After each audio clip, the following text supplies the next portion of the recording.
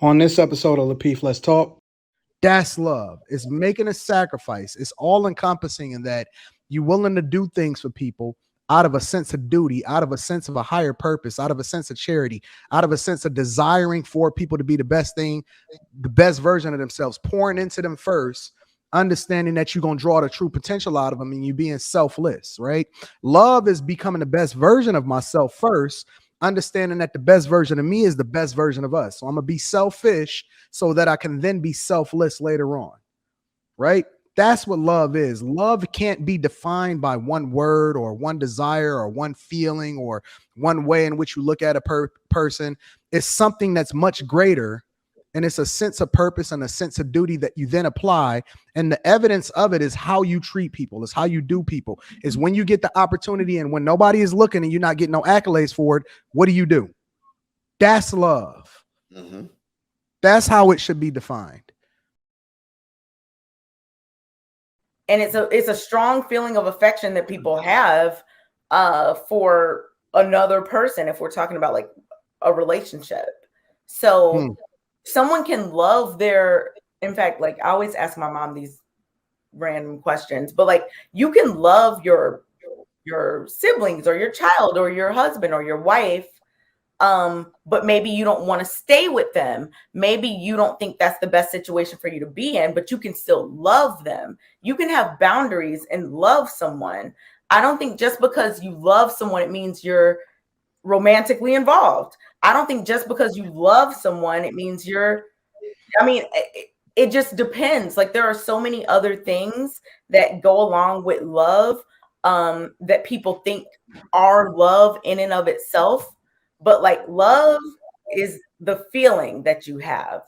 The other things, like you said, loyalty, commitment, honesty, whatever the case may be, being able to compromise, all those are different things. But like love itself is the feeling. And that's why like we can see it, because sometimes people aren't getting any of those things, but they still love a person. Some people might have a parent or a child who's in a certain situation and they still love them, or a partner and they still love them, even though they're not getting any of those other things. So they might not even want to be around them, but they still love them. So like, that's how you know it's the feeling and the position. See, this is the problem. This is the problem we run into, especially as men. And if you like a history buff, you start seeing that when society starts talking about shit like love, that everybody got their own remix of, nobody can agree upon what love is, right? This is the fall of civilization. Definition. Man, would you fucking goddamn nigga? Come on, y'all. Simmer down, y'all. Simmer down. Stand down. This motherfucking psycho, bro. Look. Hey. Easy. She a psycho. I'm just saying, look, everybody let her say what she had to say, right?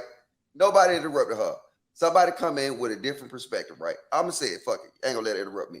The thing is that men don't talk about love. Because what the fuck is it? It's literally everybody in this panel got a different, if you talk to 1,000 women, you have 1,000 different versions of love. The reason we so messed up right now is we don't talk about purpose. If you get married for love, then that's why your shit failed. What happened to purpose? What happened to say, this is my purpose as a man, I'm gonna achieve it. This is my purpose as a woman, I'm gonna achieve it. Now you go ahead and then these niggas get divorced from these chicks and they say, why you get divorced? I fell out of love.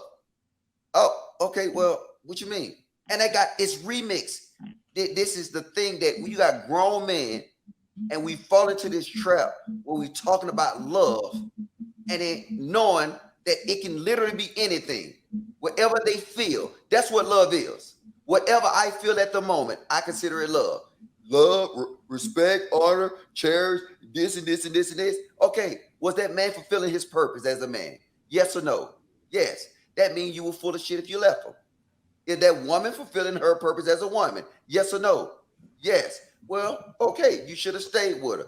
It's simple, but we complicate things with these fucking terms, and we give women the fucking goddamn the angle on us because we fall into these dumbass arguments.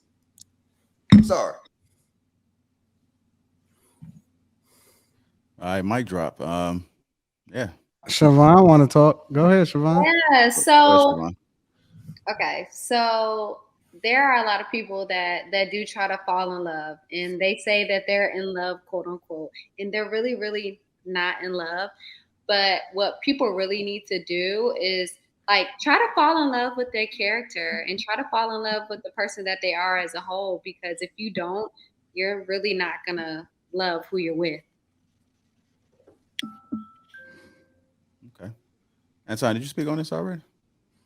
No, I'll just ask questions. I don't think anybody knows what they're talking about what love is.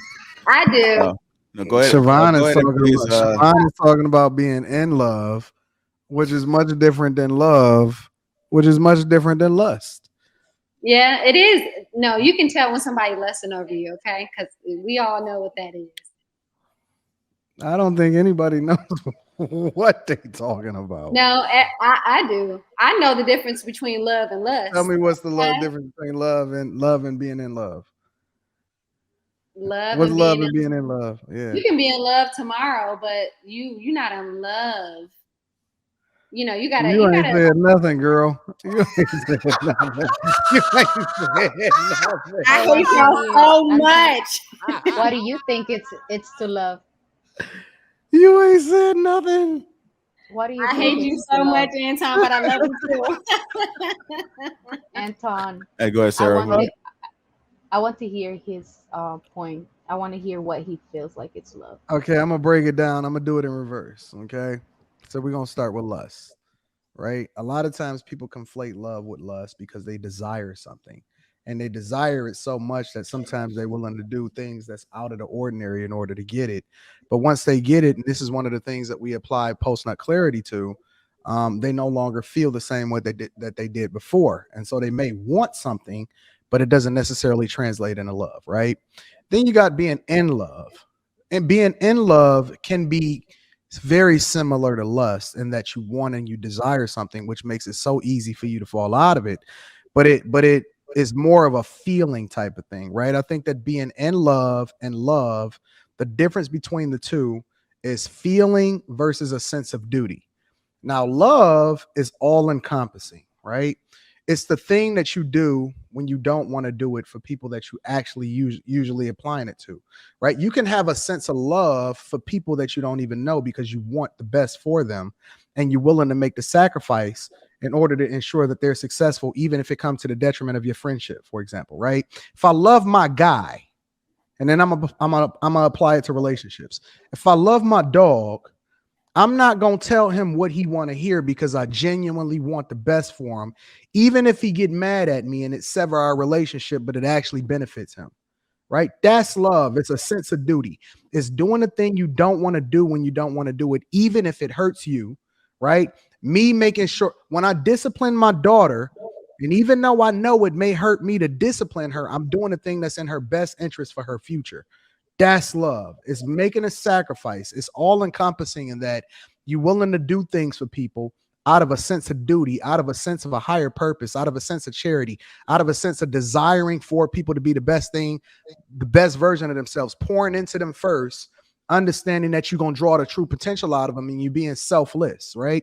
Love is becoming the best version of myself first, understanding that the best version of me is the best version of us. So I'm going to be selfish so that I can then be selfless later on, right? That's what love is. Love can't be defined by one word or one desire or one feeling or one way in which you look at a person. It's something that's much greater, and it's a sense of purpose and a sense of duty that you then apply. And the evidence of it is how you treat people, is how you do people, is when you get the opportunity and when nobody is looking and you're not getting no accolades for it, what do? That's love. Mm-hmm. That's how it should be defined.